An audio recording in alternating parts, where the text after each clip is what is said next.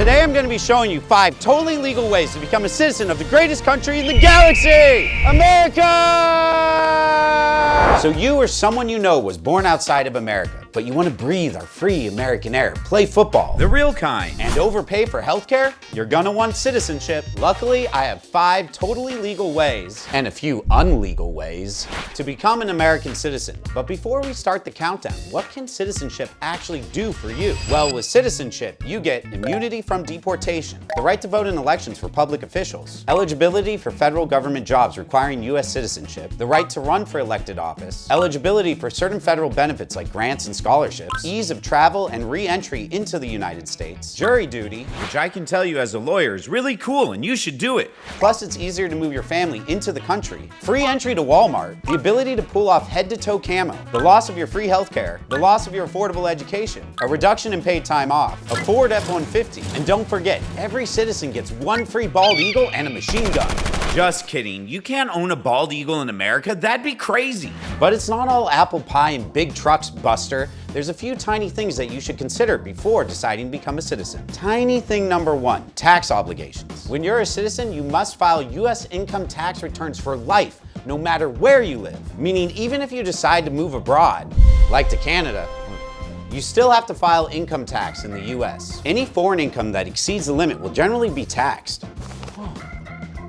Man.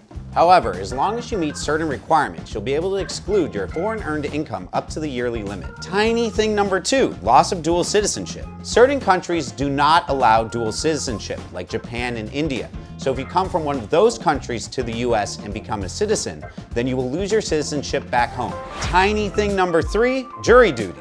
I don't know why my writers listed this as a bad thing. Again, guys, it's really cool. And tiny thing number 4, loss of cultural identity. America allows everyone to freely express themselves however they like. But many people who move here may feel a pressure to assimilate, and you may find a lack of your culture being reflected because America is so diverse. I don't care how you express yourself. As long as you don't microwave fish at the office, you're okay in my book. That was one time. Now that we know some of the rights and responsibilities of being an American citizen, here are 5 ways to become an American citizen. Number 1, you're born here. This is the most common way to become an American citizen. For example, Alec and I are both citizens simply by being born here. Right, Alec? Alec? I've only been here for 2 years. But you are a citizen, right? I don't know. I was born in like Mexico and I came here 2 years ago. You mean I've been paying you American dollars, possibly illegally? You know how bad that looks? I mean, really bad? I don't know. Okay, let's keep going through the list and hope you meet some of these requirements. Number 2, acquisition from both parents, which means you were born abroad, but you get citizenship because of your parents. This process requires that both parents were U.S. citizens and married at the time of the child's birth, and at least one parent lived in the U.S. or its territories prior to the child's birth. Fun fact, this is actually how J. Cole became an American citizen. And he did it with no features. J. Cole, the GOAT! J. Cole was born in Frankfurt, Germany, but both his parents are American. Number 3, acquisition from one parent. In some cases, a child born outside the U.S. can automatically acquire citizenship if at least one parent is a U.S. citizen at the time of the child's birth, and these other conditions are met. The parents must have been married at the time of the child's birth, and if the child was born on or after November 14th, 1986, the parent, who is a U.S. citizen, must have been physically present in the U.S. or its territories for a period of 5 years before the child's birth. At least 2 of those years must have been after their 14th birthday. The parent, not the child. But if you were born between October 10th, 1952 and November 13th, 1986, there's a slight difference. It's almost the same, but the parent who is a U.S. citizen would have needed to be present for at least 10 years, at least 5 of which were after their 14th birthday. The parent, not the child. For example, Senator Ted Cruz was born in Canada to an American mother and a Cuban father. He became a U.S. citizen at birth and a Canadian citizen by birthright, but he actually renounced his Canadian citizenship in 2014. This was done to prevent any potential legal challenges when running for the President of the United States. Bruce Willis was also born in Germany. His mom was German, but his dad was American, so that's how he got citizenship. Alec, can you get the door? I am Anya. I am here to become American citizen. You don't look like Timothy Chalamet. Where is he? I think a little bit. I mean, we have a similar jawline. Wait, who are you? I am Anya, soon to be Mrs. Timothy Chalamet. Hey, I'm lawbymike. You seem to be lost. You want to stay for the rest of the video? You showed up at a great time. Alec here is trying to become a citizen as well. Hi, I'm Alec. Number 4, derivation. When a parent naturalizes, his or her children may derive U.S. citizenship automatically, provided they are also permanent residents. Generally, foreign-born children under 18 automatically acquire citizenship if 3 requirements are met. 1, at least one parent must be a U.S. citizen. 2, the child must be residing in the U.S. in the legal and physical custody of the U.S. citizen parent. And 3, the child must have U.S. lawful permanent resident status, aka the child must be a green card holder. Yes, green card. How do I get one of those? One of the biggest differences between American citizenship and a green card is that citizenship can never be taken away, but a green card can. A green card allows you to live and work in the United States permanently. However, you're not a citizen and you do not have all the rights of a citizen. For example, you cannot vote in federal elections, hold certain government jobs, or serve on juries. There are several ways to get one, but here's a few. Family-sponsored green cards. This is the most common way to get a green card. You can get one if you're the spouse, child, or parent of a U.S. citizen or green card holder. Military service, serving for the U.S. military during peacetime. Employment-based green cards. This category is for people who've been offered a job in the United States that requires certain skills or education. Refugee or asylum status. If you're fleeing persecution in your home country, you may be eligible for refugee or asylum status in the United States. Diversity Visa Lottery. This program allows 55,000 people from countries with low immigration rates to the United States to apply for green cards each year. To be eligible, you must be a native of a qualifying country and have a high school diploma or equivalent. The Visa Lottery chances are apparently 1 out of 25 or 1 out of 75 depending on your region. And finally, you can just buy one, kind of. Investment-based green cards are for people that invest a certain amount of money into US companies and create US jobs. One of these avenues might give you better chances of marrying Timothy Chalamet.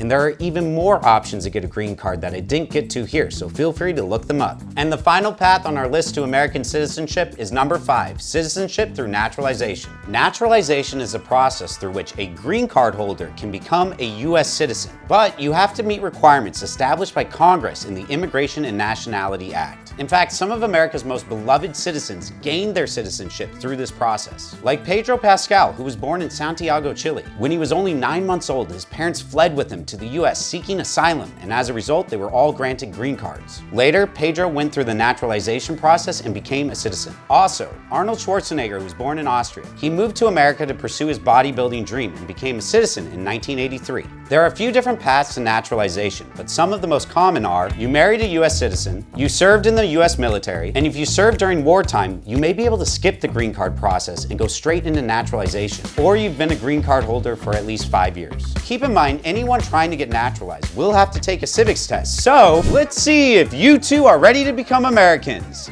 Alec, Anya, you will both answer 7 real citizenship questions. Question 1, what is the supreme law of the land? All right, flip those boards. Cash is king. Vote hard. Okay, and you're both wrong, which does not instill a lot of confidence for how this game's gonna go. The correct answer was the Constitution. The supreme law of the land is the Constitution. Oh. Question 2, what does the Constitution do? I figure like a lot though, doesn't it? Doesn't it do a lot? Aye.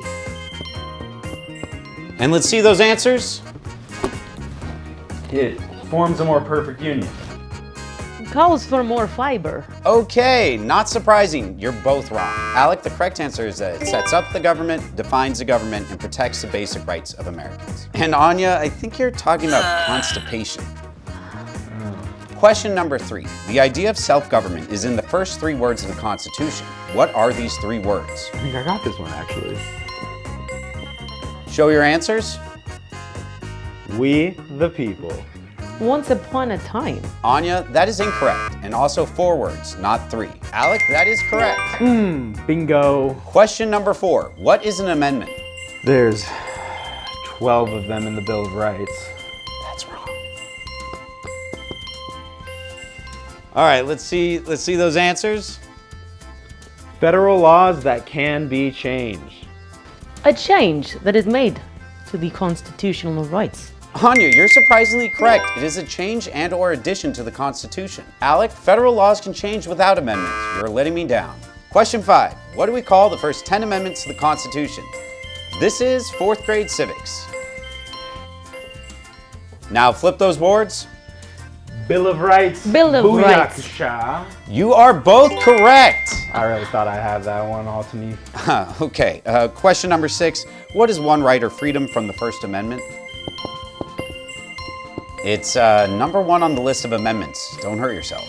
All right, let's see those answers. Freedom of speech. And you're both correct. The First Amendment protects the freedom of speech. The other correct answers are the freedom of religion, freedom of assembly, freedom of press, and the freedom to petition the government. All right, well, the points don't actually matter here. You're not playing for prizes. So final question. How many amendments does the Constitution have? I'm trying to go back to my U.S. history class from 12 years ago. Tick tock, let's see those answers. 28.